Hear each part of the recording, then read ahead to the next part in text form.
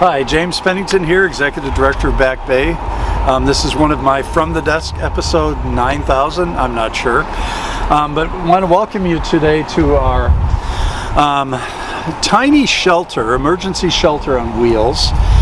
In essence, it's about the size of a small bedroom, and it's to be a transitional housing for people coming off the streets, onto the woods, off the beach, under viaducts, into the tiny home or the tiny shelter on wheels, so that it can be evacuated quickly if we need to, also if the water rises, because most of East Biloxi is sea level or just above sea level.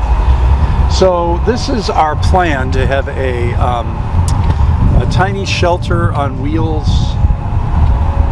community soon, maybe on the property you see back here, but our ideal goal is Mercy Cross, and we're hopefully going to have a conversation with our mayor and one of our council persons next week about the potential opportunity to put that tiny shelter home on wheels on what was previously a Catholic high school that was pretty much removed by Hurricane Katrina. So this is really one model stopgap that people can live in that are unsheltered for anywhere from a month to 6 months, while we're giving them the particular skills they need to live independently in an apartment or in some other type of next step housing for them out of the tiny shelter on wheels. So we're very excited about this. We think we've been doing quite a good job really educating the community on the options of housing and transitional housing. And in fact, we had our last town hall really focused on options, and this particular being one of the options. This is an option that can probably happen anywhere from we probably could have it kind of up and going 6 months to a year.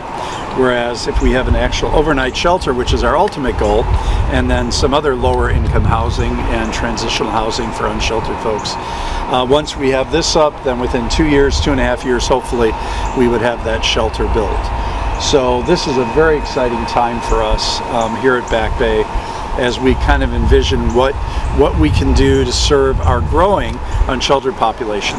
The Micah Day Center, which is our drop-in center, our day center for people who are unsheltered, they've seen an increase of 50 to 60 new individuals each month over the last several months. So we know the unsheltered population is increasing, and definitely something needs to be done.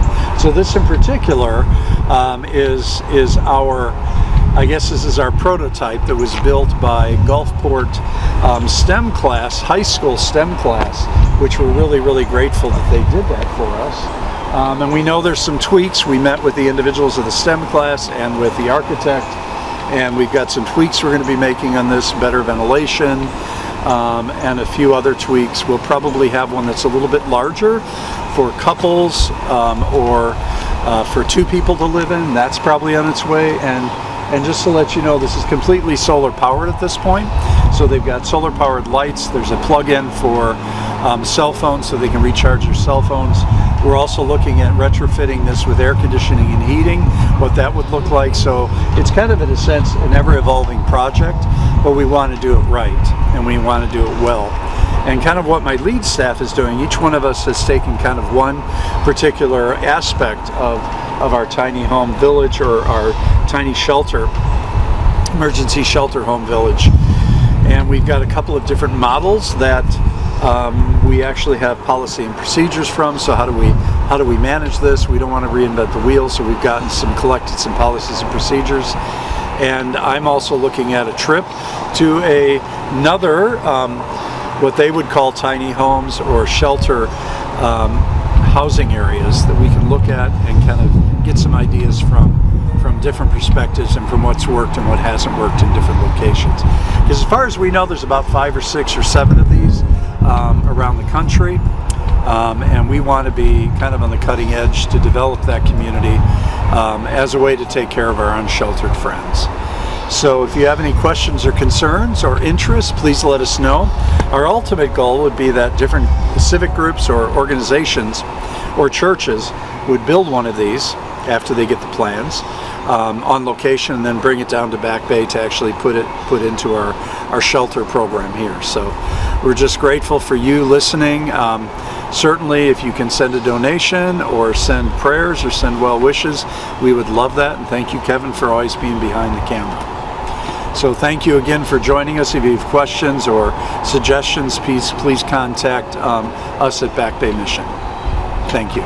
So we're also in the process, one final note, of taking this tiny home on tour, or this tiny shelter on wheels, to tour South Mississippi at different events and different gatherings. If you happen to be living on the coast here, make sure you come and visit us at one of the locations it's going to be, which I'm sure Kevin is going to be putting on the screen, and visit our tiny shelter on wheels for our unsheltered friends. Catch that vision and catch that dream for yourself. Thank you.